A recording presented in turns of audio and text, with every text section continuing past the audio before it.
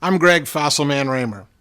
With so much money up for grabs in the very late stages of a final table, it's not uncommon for players to make a deal to split up the prize pool before playing out the final hands. While there's nothing wrong with making a deal, especially if you think it can earn you more money than you're likely to win on your own, you shouldn't feel as if a deal is being forced upon you, especially if you think it's a bad deal for you. There are some players who are always willing to make a deal at the final table, and there are some players who are never willing to deal. And honestly, neither approach is wrong. Whether you're willing to make a deal in the late stages of a tournament is completely up to you. But if you decide to deal, make sure that you're getting the best possible deal that you can. How do you decide if a deal is good or not?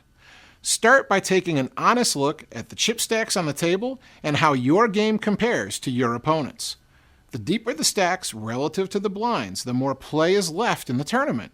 And with more play left, the higher the likelihood that the more talented player will win.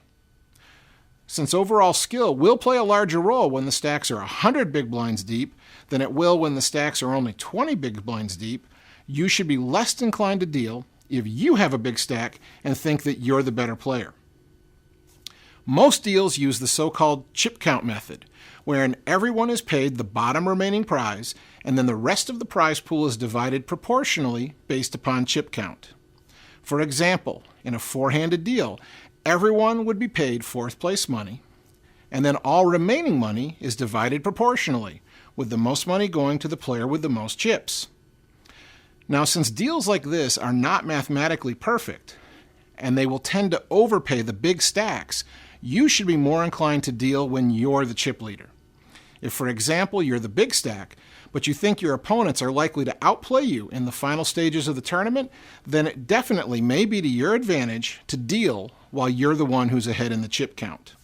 On the other hand, when you're not the chip leader, but you honestly believe that you are the better player compared to most of your opponents, then you will probably be better off refusing this deal. Whether you deal or not, you may be asked to tip the dealers once the tournament is done. Doing so is entirely up to you. But keep in mind that dealers depend upon tips to make a decent living, so don't forget to treat them fairly. Find out how much the dealers are already getting paid for this tournament, determine how much more they deserve, and tip accordingly.